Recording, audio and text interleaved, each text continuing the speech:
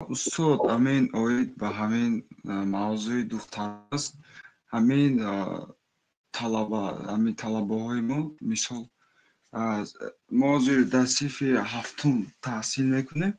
همین بسیارتر دخترها دشنام میدهند از مادر از پدر مادر از همین اولاد دشنام میدهند. همین نسبت ما یگان گپ میگفتیم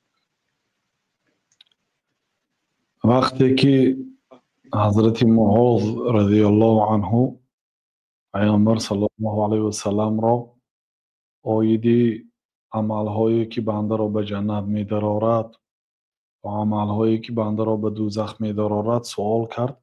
گفتند که این چیزی بزرگ رو لقد سألت عن عظیم، تو از چیزی بزرگ پرسیدی. گفتند بعد گفتند که لیکن این آسان است به کسی که الله برای آسان کرده است. گفتند و بعد یک چند عملها را ذکر کردم: نماز شب، روزه نافله، یک روز روزه داری تو را از آتش دوزخ نگاه می‌دارد.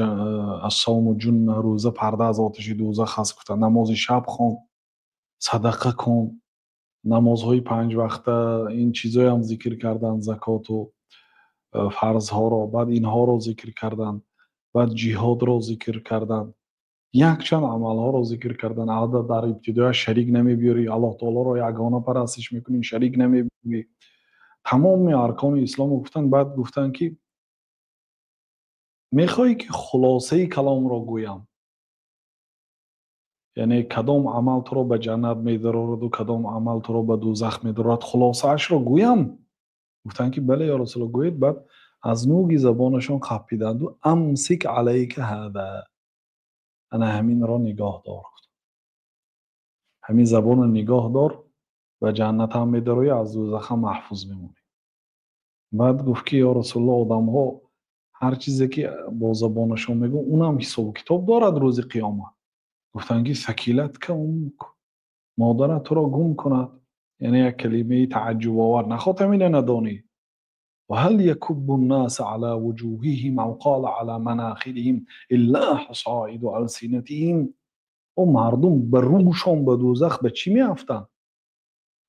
مردم کدام گناه به روش به دوزخ پرتافت؟ همین حاصل زبانهایشان.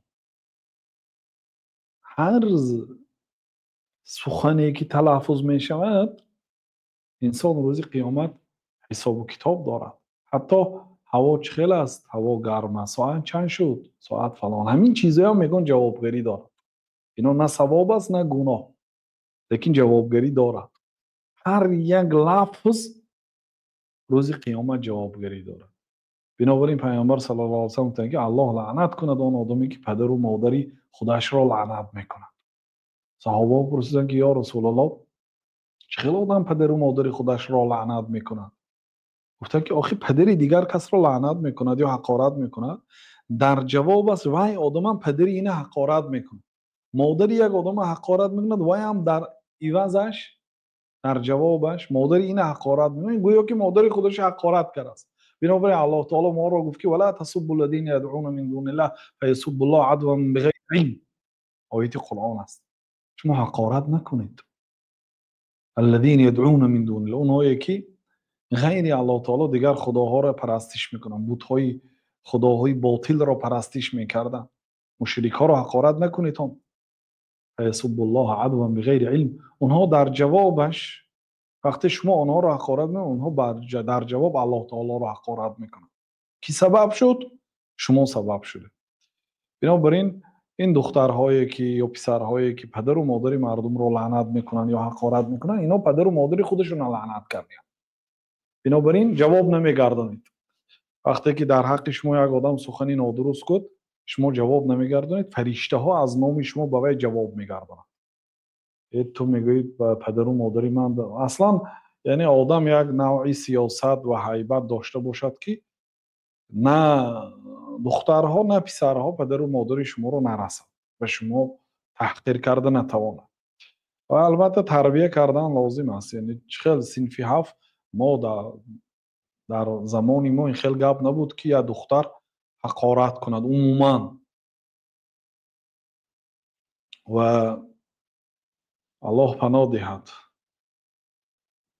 الله سبحانه و تعالی از عملهای زشت و از حقارت و دشنام که یکی از عملهایی که انسان رو به هلاکت میرساند پناه دهد. و عباد الرحمن الذین یمشون علی الارض هونا و اذا خاطبهم الجاهلون قالوا سلاما.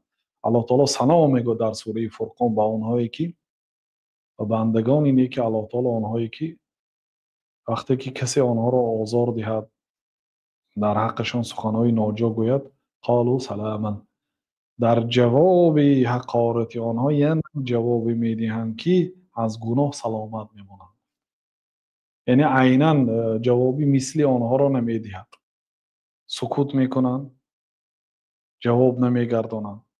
عباد الرحمن الذین یمشون علی الارض هونا، در روی زمین خاکسارانه راه میگردند. عباد الرحمن الذين يمشون على الارض هونا و اذا خاطبهم الجاهلون قالوا سلاما.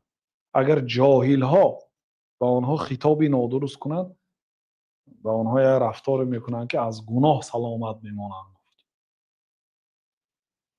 بنابراین یعنی از جمله بندگان اینه که الله تعالی باشد و به آنهایی که حقارت میکنند دشنام میدهند پاسخ نگردانید. الله تعالی فرشته های را موکل کرده است که از نام شما به آنها پاسخ میگردانند.